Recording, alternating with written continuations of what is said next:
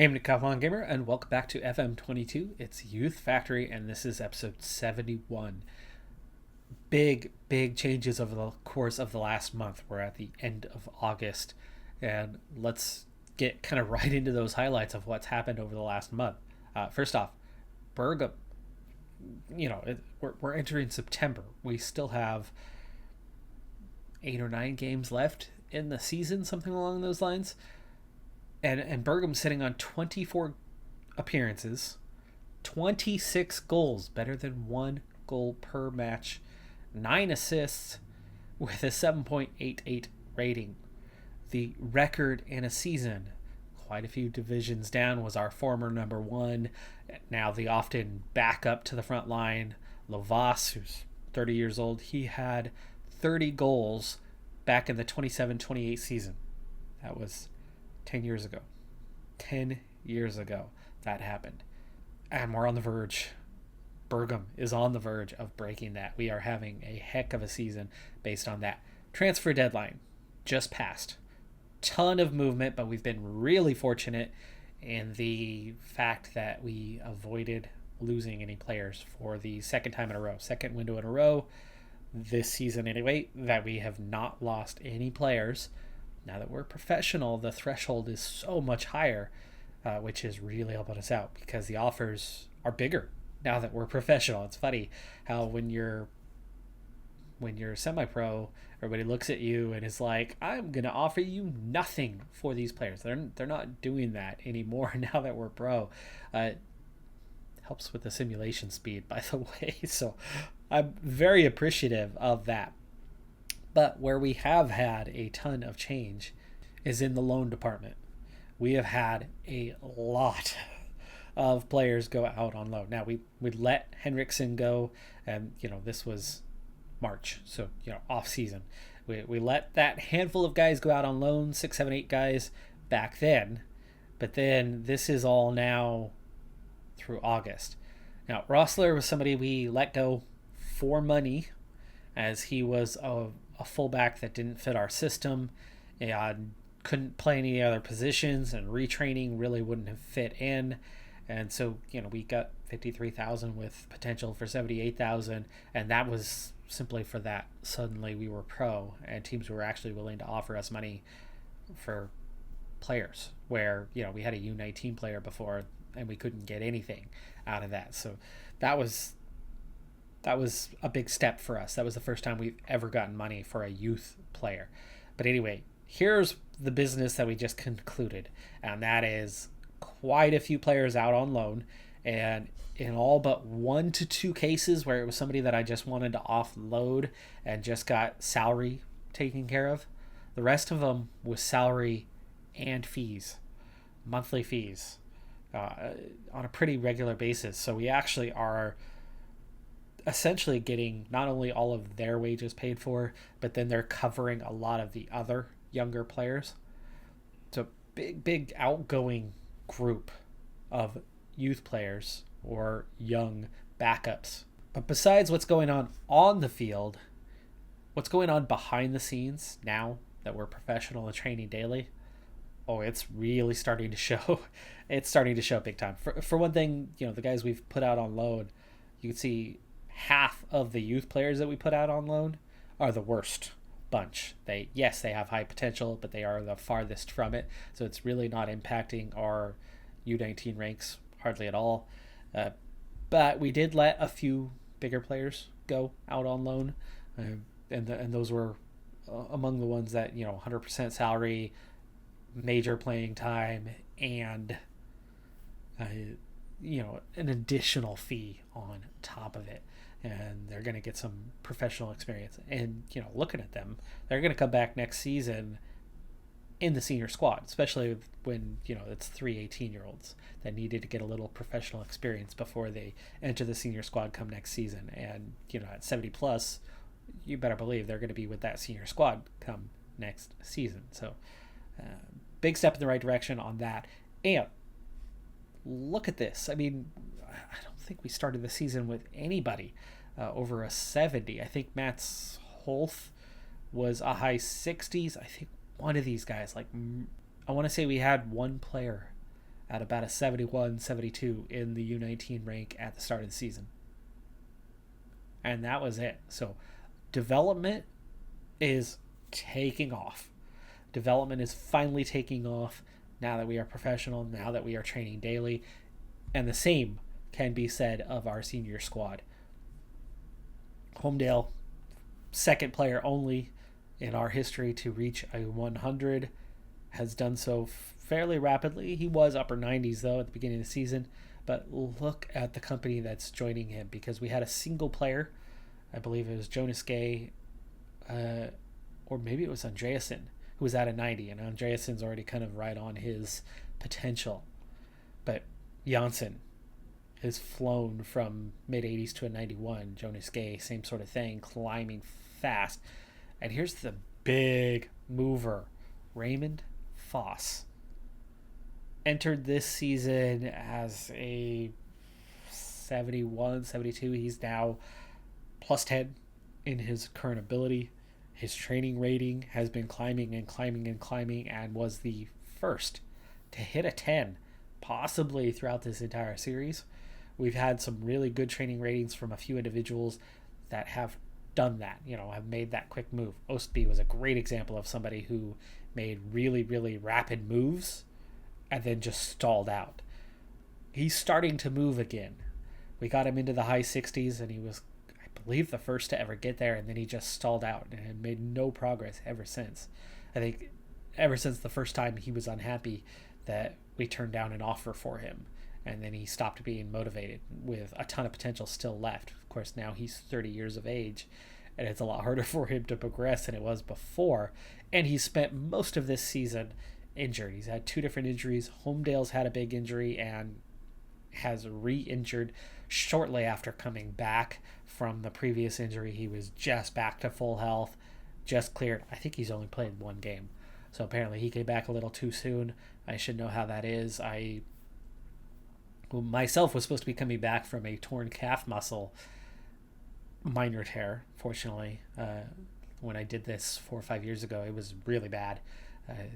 The other calf this time was very minor, but I'm making sure not to come back too soon. And I thought I was going to be coming back to play tomorrow, my first game. No, 1 more week. 1 more week. Not quite ready yet. Cannot push off on it without just searing pain. I can walk normal. I can jog a little bit now, but I just cannot get that hard push on it. That hard pressure, just too much. Anyway, Homedale, same sort of thing. He tried to come back before he was ready, and he is back on the injured list, which of course, medical department said he was ready.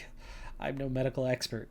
We are seeing some serious progress now from players. Kankarzik, into the mid-70s, and Bergam into the mid-70s. He was low 70s. He hasn't progressed much. He's 27. But we are getting a little bit of improvement even out of Bergam. Moen is climbing and progressing. He's now 74. So progress, a lot more rapid. We're seeing a lot of players in the 60s that started the season in the 50s. Not as much progress here, but of course, playing time, absolute factor. Girgillo, Frode Lavas, the only 2 starters left in the lineup that are significantly weaker than everybody else. Fawoli won't stay a starter forever like that, especially with he's kind of already hit his potential, and that was one really big thing, was I really cut off players like a Fawoli. The only difference is that Fawoli started near his potential. He started a 60 plus. He's the best, or certainly one of the 2 or 3 best players we've ever had current ability day 1. And he went straight into the lineup, and he's 26 now. He's been in the lineup since he was 16, I think. 293 appearances over that time frame. Speaking of, well, let's take a second, just kind of see where we're at lifetime. Now, many of these appearances for a lot of these players have been on loan with other teams. So this is professional appearances, not just with our club. But 422 for Severetti, and that is 100% for our club. He has never gone out on loan. he was the starter forever. If we had turned professional earlier in his career, you could definitely see him improve. But at 31 now, even though he is less than half of what his potential could have been, I don't suspect he's ever going to achieve that. Severetti, he's still getting some appearances this season. I don't know how many. Let's take a look. How many has he had? 19. He's had 19 starts in the league. He's started, what, 2/3 of the games we've played so far? He's getting in there a lot, considering he's somebody who shouldn't be in the lineup. Still managing to get right about a 7.0, which is not terrible. It's not terrible at all. He's very, very much your defensive only kind of guy. You can see he's very high on speed, defense, aerial. Nothing else. Mental, physical, and zero offense. He's just a pure defender at 6'1". Lovas, the next closest, but he too is very much in jeopardy of his spot. So future leader with some years left, possibly as a starter, Patrick Ghostby, but even at a 71, you suspect he's not going to improve much. So out of this top end, in terms of appearances, these top 5 guys, I think the one with the best chance of still being a regular contributor for longer is Bergam, because at 27, and if he continues to make some gains, if we get him up to a 90 plus, you figure he's going to feature with us for quite some years. Lovas has 0 goals and 0 assists this season, and has played only once has he played this season, and I think I was the one who gave him that appearance. Dang, okay. The AI is very much moved on from Frode Lovas. No wonder he's asking to leave. Gillo's not going anywhere, though. He's not going to get better, and he's done, especially at 28. Calze's not going to get much more, and some of those have been, I think, on loan with other teams, as he's never quite been good enough.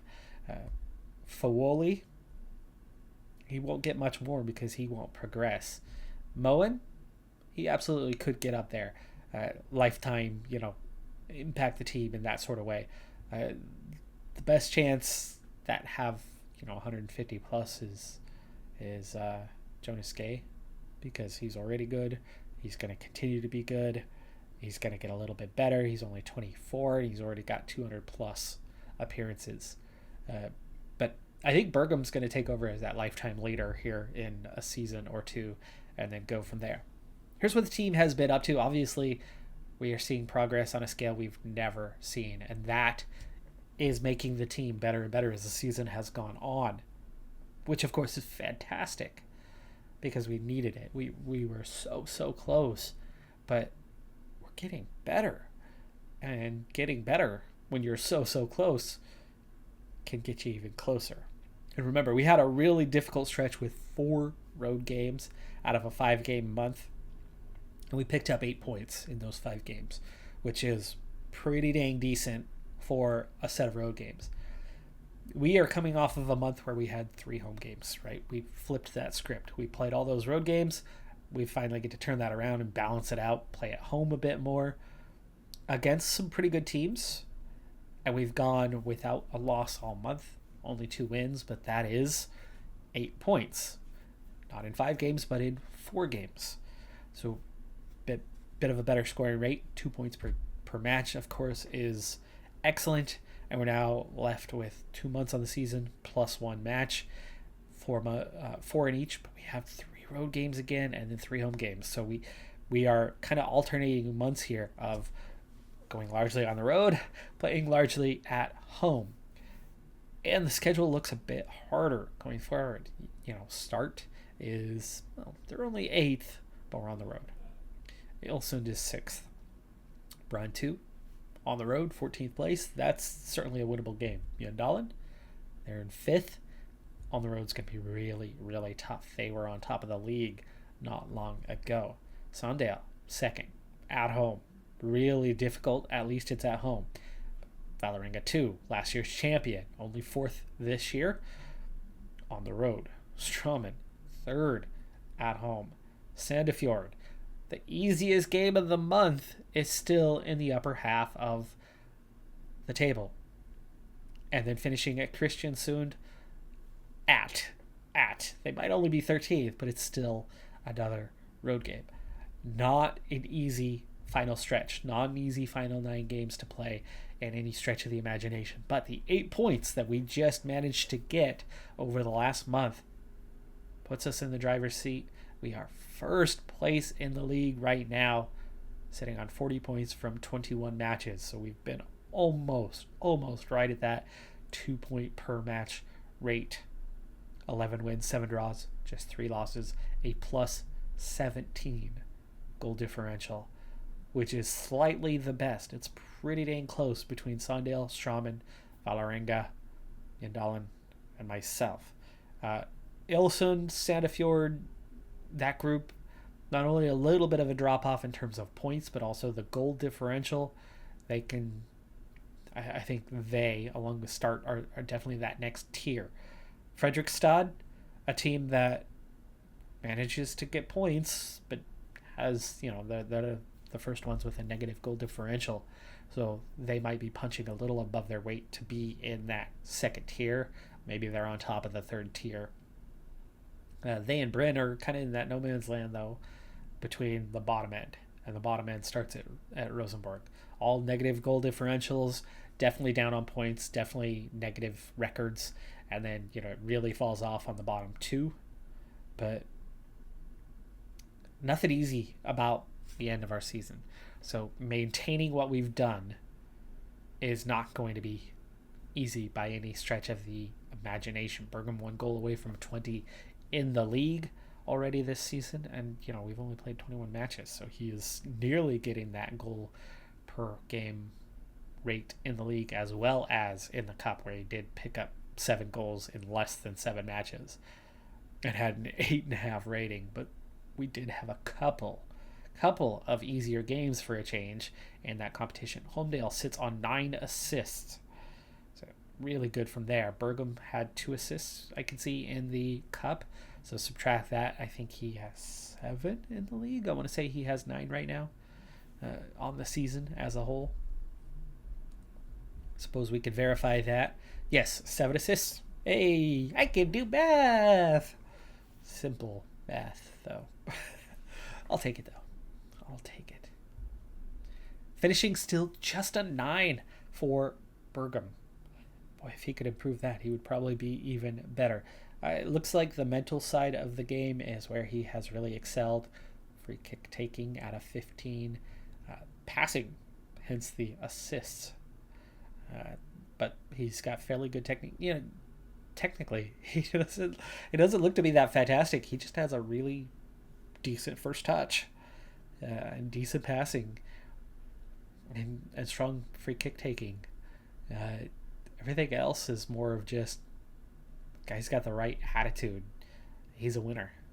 Before we run ourselves out of money, I do want to take another attempt at improving the training facilities here mid-year, and then probably in the off season again if we don't get it. Now that we're professional, I feel like the odds of them approving it are better. I think if we get promoted, if we manage to pull that one off, then it'll definitely happen. If it doesn't happen now, that is.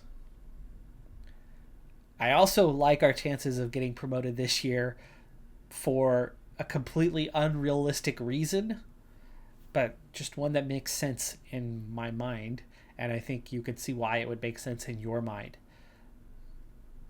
The math gods just suggest that it's going to happen this year. Why? Because, well, we failed to get promoted in that first year, of course. But from the first intake on, we won. First every year until we got to the third tier. And then it took us 5 years to win the league. Magic number 5. 1, 2, 3, 4. It's our 5th year in the second tier. So that's why I think, I know, right? That's why it's going to be this year. Doesn't mean a damn thing. But in the back of your mind, It makes perfect sense. By the way, a club reputation that started as a 1 out of a possible 10,000 is now more than a third of the way up that potential reputation level to a 3,718, which actually it's not too bad at this point. Not too bad at this point. It's climbing for sure. Even though we are professional, we still get the same feedback that finances are not good enough. I don't know what it's going to take. But theoretically, the board doesn't anticipate that we have that intervention yearly that covers the youth facilities costs. So if they're looking at this negative balance that we have on a regular basis and going, you improve the training facilities, not only has it got an upfront cost, but it's got a maintenance cost, and it's going to make a financial situation that's not good worse. But the silly thing is, the more we bring in income-wise, they are consistently raising our youth cost. So we're not able to overcome, right? We keep building more and more and more income, and without getting anything better in return, they keep building and building and building our youth setup cost, even though it's exactly at the same level and producing the same results. So as we're raising one, the other's just raising right with it. And so it's putting us in a position where we have not been able to turn that profit. For example, you can see how we've done, over the last 4 years. And if we look at that youth intake and how much injection I've had to put in, the injection goes up every year. But we've been in the same division, and we're not getting, magically better players coming out of each intake or anything along those lines. Our U19s are not producing at a higher level. We don't have more U19 players than we had previously. There is one small difference in that I am slowly increasing the salaries of the U19s and of the senior squad, but that's a different category in terms of expense anyway, and certainly does not scale in the way that we've been seeing that increase. Now, we still have a positive balance right now, but it's definitely not the positive balance we started the year at, where we had nearly 4 million. To my understanding, with a training facility level of 3, progression from a 3 to, say, a 6 shouldn't be any more than 3 to 500K. It's not a overly expensive project. It should be a relatively affordable project.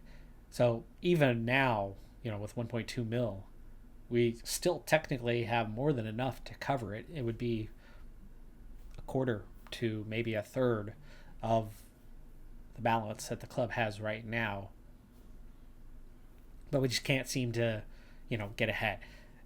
Still, the recognizable thing is, month by month, our expenditure outweighs our income. At the moment, it's actually showing the other direction, but are we going to have a positive balance this month? Are we in for a positive balance? Is that because we just got paid for player sales? Let's see, No, player sold just 474, so we did not get some sort of bonus. We actually have a positive balance this month without any cup games or anything. We had more home games than road games. I guess that was the difference. Those extra home games actually turning it into a positive balance for a rarity. Obviously, every year at the end of the year, you get that one huge influx of money, and that, of course, is that saving moment. But it's also where season ticket sales for the next year begin, so you're adding 2 pieces on top of each other. It would be a positive balance anyway, just nothing like this. I think we hit, 3.5 million or something like that this last year. It would have been 100,000. The last piece of news here before we push forward another month is that Asker, same tier as us, certainly lower in the standings, but higher reputation, bigger club, bigger finances. They offered me a job interview now. So they didn't just straight offer me the job, they offered an interview, but I seem to be their top, or one of their top candidates for the position. So that's a new thing that we have not seen yet. I think I might have had an offer or two along the climb as we were flying past some tiers, but this is the first serious offer from a serious team, from a professional team that we've had. Of course, I turned it down. We're not going anywhere, but just notable that I've finally gained enough reputation in the world to get an offer from other clubs. Now, I think I did check this out at some point this year, but this is where I stand now as a manager. We've got 420s. I was fairly high in a couple of these categories. It's weird that determination is 20, but I can't ever get my way with the board. But it is what it is with that. Finances are finances, and even with 20 determination, this board is stubborn. So stubborn. But the player knowledge, youngster knowledge haven't gone anywhere. I think it's the weirdest thing that adaptability doesn't grow, especially when you are managing in a foreign country. You should be slowly growing your adaptability. Now, I haven't moved, but we've already taken a job in a foreign country and continue to manage in a foreign country. That should give you adaptability. Even if you were a domestic manager, you should still grow adaptable, just at a much slower rate. All attributes should grow over time, whether you're kind of using them or not. There should be an organic growth. But likewise, goalkeeper stuff hasn't progressed because I haven't coached the goalkeeper since the very, very beginning, so that makes sense. Same with fitness. I got out of that very, very early, so those aren't progressing. Okay, fine. I am making progress in the other categories. Of course, working with youngsters is now at a 20. It was pretty high. I think it started at 17, 18. It was kind of the one thing that was on the higher end there, because I knew I was going to be working with youth always. And then I think I had a few points in defending, maybe 6 or 8 when we started. Has not progressed a whole lot, and I continue to coach that area. But the mental, tactical, defending combination slowly gets better. I still have quite a ways to go in coaching badges. Continental B is all we've gotten to so far, and I'm up to that 3-star reputation. Definitely quite a bit higher than the club reputation. We open the month with a crazy back and forth game. Bergam gets 3 goals in the end on that one. We took the early lead. They equalized with a penalty. We then took the lead again just before halftime, and they equalized in stoppage in the first half. We come out with the only goal of the second half late on, and it was enough to be the winner on the road at start. That's a huge, huge win. But then at home, albeit against a strong Ilsund side, it was level going into stoppage time, just prior to stoppage time at the end of the game, which you can see from the ratings, we never really did much. Never did much in that game, never really got into it. That was probably a deserved win very, very late on. That was the only home game we had all month, and losing that was very worrying. But we go on the road. The easiest game of the month, the easiest 2 games of the month, really. We only managed to get 1 point from those. Another poor performance, but enough to get a 1-1 draw at Braun 2, which, they're near the bottom of the league. So very disappointing there. But huge, huge game against Mjøndalen, with all of the goals coming within 7 minutes of each other, and Genkarzik getting both. Now, the reason why Genkarzik got both of the goals is that against Braun,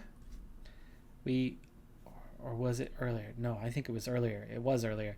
It was against Ilsund. We lost Bergam for 4 to 5 weeks. 4 to 5 week injury for Bergam. So no wonder we struggled against Braun.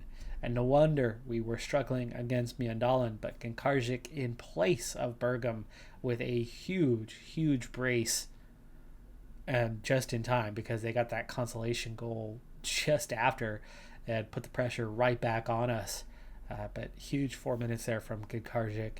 8.3 rating. Andreasen really getting the job done. Homedale has been in the media on a regular basis. You could see from the ratings that we probably did deserve the result, but my oh my, What a tough one to get.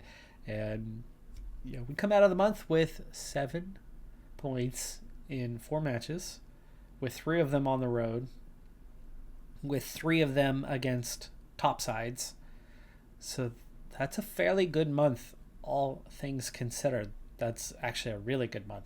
I think that Mjøndalen result was pretty important, because when you look at the standings, okay, we're not in the league lead any longer. We no longer have the goal differential advantage either.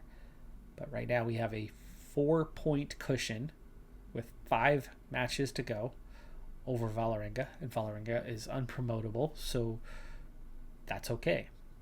Strømmen we got to watch out for. They are 4 points behind, but we have a +7 goal differential advantage over them with 5 to play each.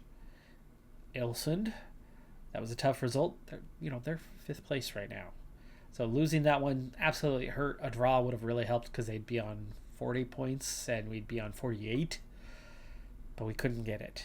That 89th minute. Oh, that one hurts. But you could see how the Mjøndalen result, huge, because they have a +15.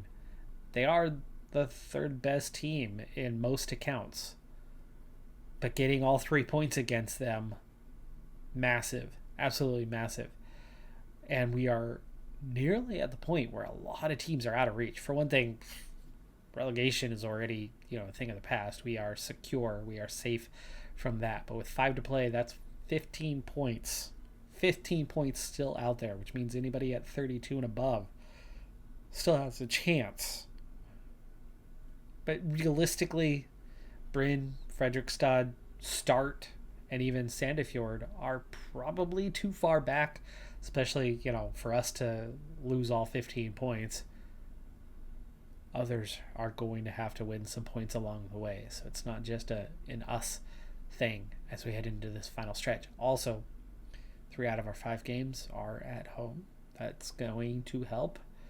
But still some really difficult opponents down the stretch, including, I think, our next match is against Sandal. Bergum, missing some time, but he did add some more goals. He's now at 29 on the season, 1 shy of the record. But when will he be back, and can he break that record? Missing over a month is going to hurt, and we're still in the midst of that. We're only a couple weeks into that, so it's going to be 2 to 3 weeks before he is back. Adding to our woes, not only is Bergum still out injured and looking at full training resuming in 2 days, actually, so he's closer to a return than we suspected. Foss, also out 10 days to 3 weeks. He is in the rehabilitation phase from his injury, but Andreasen also suspended. So huge task ahead of us in our next game or two before we kind of get back to full strength. Homedale now on 10 goals and 11 assists for the season. Clearly our second strongest player. Technically our strongest, but Jonas Gay putting up decent numbers as well with 9 assists now for him. 5 goals to go with it. Those wings have been really big for us this year. This is how crazy difficult the remainder of the schedule is. Even though we do have 3 games at home out of the 5 that remain, our next 3 games can't be tougher than they are. You have Sandal, first in the league. Vålerenga, we are second in the league. They're third in the league. And Strømmen. Literally the other 3 top promotion contenders, well, the other 3 top league contenders, since one of those is unpromotable, are our next 3 matches. Our season is going to come down to these next 3 matches and what sort of points we can get out of them, what we can salvage out of them. If we can draw all 3 of them, then we're still going to be in fairly good shape. But 3 points from those 3 is literally a minimum. Losing any of those matches can really hurt, as those teams can obviously push themselves ahead of us. I would think, ideally, I would hope for 5 points from these 3. Win one of them and draw the other 2. Losing any of them will hurt immensely. Winning 2 and losing 1, that would obviously be acceptable, as well as, coming away with 6 points. would put a dent in the side of 2, and losing 1, losing 1 would be unacceptable, but it's going to be such a difficult stretch. And then the last 2 still aren't going to be easy. Sandefjord, top half of the league. Yes, it's at home, but then Kristiansund on the road. Now, Kristiansund is a squad that we've had a lot of trouble with. I think our all-time record against them, even though they are only 12th, is not good.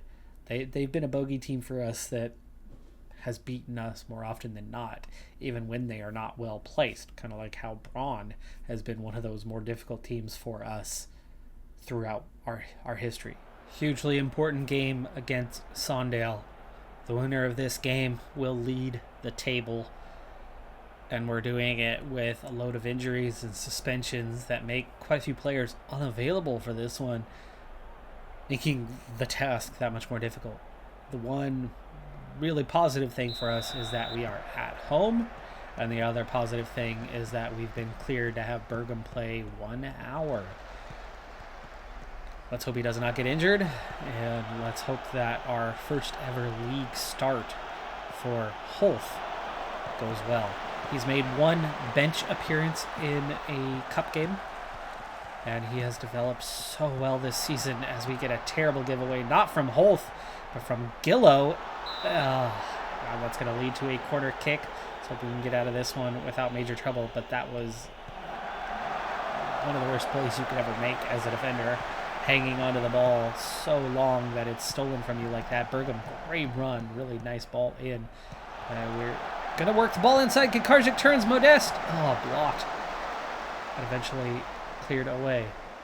Nice ball here. Bergum taking on 2 defenders. Working with Jonas Gay, but eventually it is stolen away, and they counter the other direction. Ostby just gets a piece of that. We eventually do turn it over. Another really bad giveaway from Gillow. Boy, he is having himself a terrible match. We haven't even played 10 minutes, and he's already had 2 very, very key giveaways. We've had 5 attempts in 12 minutes. Modest! No flag. Wow, that was seen as on. I thought he might have been off there. Gillow heads that away. At least he redeems himself a little bit. There's Holth in the center of our defense. He's a little slow. Ginkarzik! Chance! Post! Flag. Missed it anyway. Flag was raised. That was super close, though. I would have liked to have seen a replay had that gone in. Jonas Gay's ball does not clear the defense. Both with the interception on that one. Passing to Gillow. Gillow's scaring the crap out of me every time he touches the ball now. And Bergum's ball to Homedale is intercepted. Ostby with that interception. Here's a chance. This is onside. And we gave up. He thought he was off. But the defender on the far end was playing him on there. Clearly playing him on. Nice run from Homedale. He chips the keeper. And wow, that was so close. That was... It beat the keeper, but it beat the post by an inch or 2. Golden chance there. Mullen had no idea what he was doing. He turned his head and just threw his arms up in front of his face. But the block put it out for the corner. Bergum, cross, Modest can't get on the end of that. Modest in for Andreasen, who is suspended. Foss is the injured defender as Ginkarzik was offside. Clearly on that one. Ginkarzik playing okay, but really lack that second striking option. I think that the AI has... Ginkarzik nearly gets to the end of that one, but Torkeldsen just getting there ahead of time. Bergum, nice retreat there. Sets up Ginkarzik. Smart play. But Ginkarzik cannot get that on target. We are doubling them up on attempts. We are doubling them up on XG. We are greatly outdoing them in the passing department and possession department. We are doubled up on fouls. We just cannot get things on target is our big problem, and that is mostly because Ginkarzik's taking all the attempts and he just can't finish. But that is one thing that I really hope to address next season, is getting a strike partner for Bergum. Bergum can't do it all himself, especially here against Sandal. You're really seeing that he is such a creative force for us, but he himself is not getting any chances. And of course, he's that great divide. He's that goal scorer. Do I need to switch and put him on top switch him with Gunkarzik, so maybe that he can get himself into position. Something to think about. Holth did play a U19s game recently, so he is coming in a little bit tired, but he's played well. Gillow, of course, has been awful. Jonas Gay and Osby not being able to create terribly well from the midfield, not having a great game, but they're also not doing poorly. Right now, the only concern is Gunkarzik's lack of finishing and Gillow's giveaways. No change yet, but if things continue for the next few minutes, I may make a swap. But the whole thing about swapping Gunkarzik and Bergam on who's the more advanced forward is that you're giving away the creation. Strawman losing right now to Braun too. That's good for us. Offside? No flag raised. No flag raised. Are you kidding me? He's offside.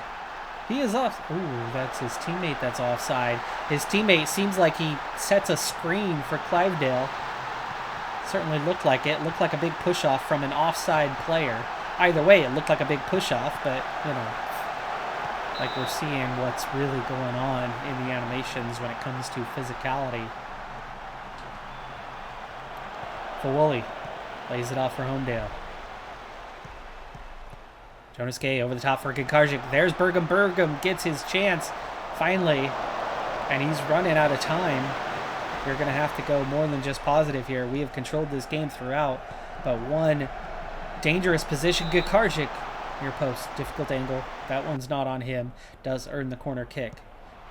Sandefjord equalizing in their game. Another team we've got to watch out for.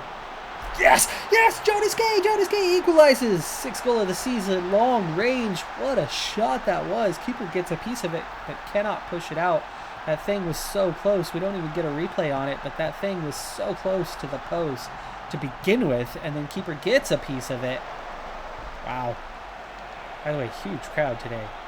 That's Start and Sandefjord. 1-1 is perfect for them. Strawman losing is perfect for us.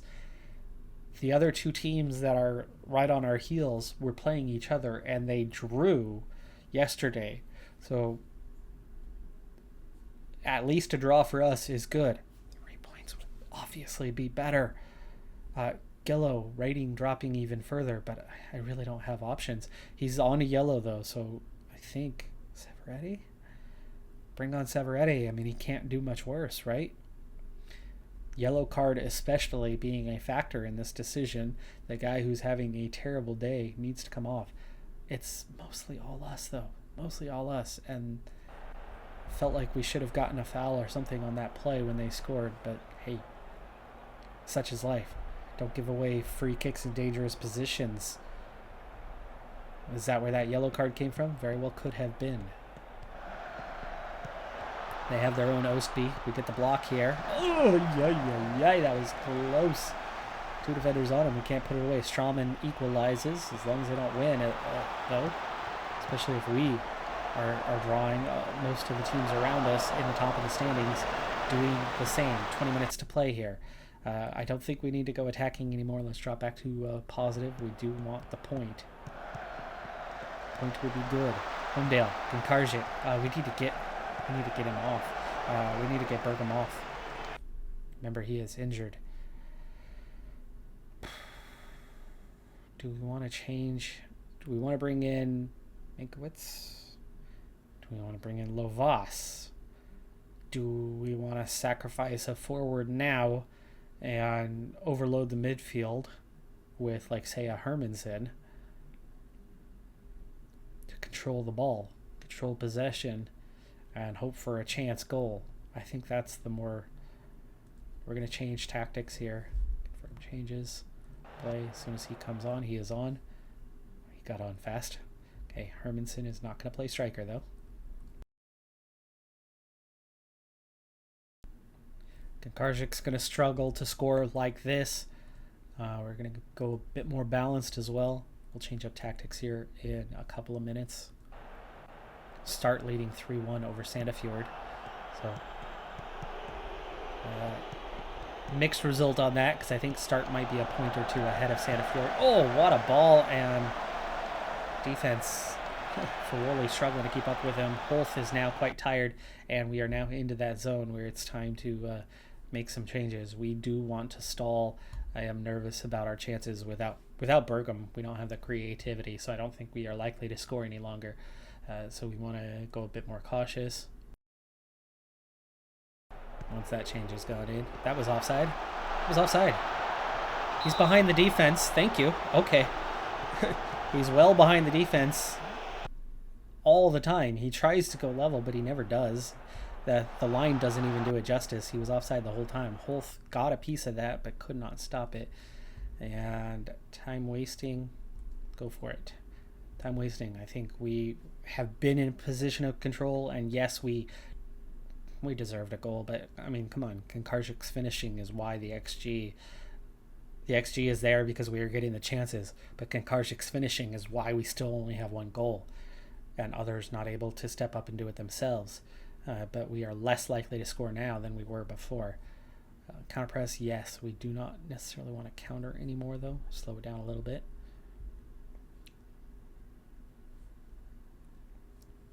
And we want to drop a bit lower, but not crazy low. But we want to tighten things up. Nobody's on a yellow. Do we want to get stuck in here in the last few minutes? That's going to lead to free kicks in dangerous positions. That's already how they scored. So not necessarily. Mostly just the time wasting and getting behind the ball. Let's go ahead and go more defensive. Stoppage time. Chance for Kankarczyk, but he can't get on the end of it, and that's the difficulty now. He just doesn't quite have the quality. We do have one more sub, do we not? Yes, we do. Let's go ahead and use it on... We want fresh legs on top on that Minkowitz. Make him the runner. Let's do that. Kankarczyk's rating is okay, but I think that has more to do with Bergam's creativity, giving him chances. Offside? Didn't look like it that time. Final sub has been made. Time is up. Last chance. Really overloading that midfield has really taken the game away from them. Minkowitz, apparently onside. Looked like he might have been off. Final whistle. We get a point. We get a point against Sandal with a hurt Bergam, without other support on top. Osby didn't do much, and Gillo having a horrendous game. Moen being punished, he only gets a 6.4, but I don't see what he did wrong. I don't see where he put a foot wrong. They scored and we responded immediately, and that was good. Really nice goal, too. Homedale with the biggest day. Jonas Gay with the goal. Janssen and Modeste playing really well. And Bergam had a really solid game coming back from injury. They only had 2 on target. I feel like their goal was unlucky for us. Wasn't deserved. Felt like that guy was clearly in an offside position, and I think he impacted the play, whether it was from pushing the defender who was guarding the goal scorer, or whether Clivedale, right, gets that because the defender is defending the offside guy and not him, and he sneaks through. Whatever the case may be, the offside player impacted that play. Don't feel that goal should have stood in any way, shape, or form, and it was it. I mean, it was 3/4 of their XG on the day, and it was all us, and we clearly deserved a goal based on the XG. But when Kankarczyk is the one who has all of the attempts, he should have finished one of those. But when he's the one having all of the attempts, there's a reason why he's not scoring goals. There's a reason why he only has 3 all season. Start was a point behind Sandefjord, so that was actually a good thing that they pick up that win. We're now at 4 to play outside of Fredrikstad and Bryn, obviously going to play each other, I would assume, tomorrow, a Monday game or a late Sunday game. That hasn't happened yet. Either way, they're a little bit further down anyway.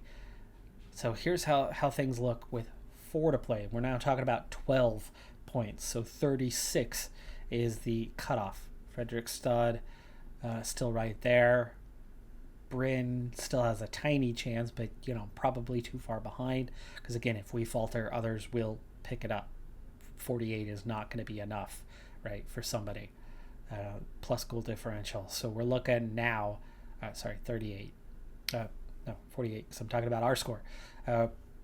I think you got to be looking 40 plus at this point to have any sort of chance. Start still just alive, Anna plus 13, Mandalin, both of those now kind of on the edge, on the verge. So we're looking at Valaranga 2, unpromotable. So it's Strawman, Ailsund. But we're only talking about a 3-point cushion there with 4 to play.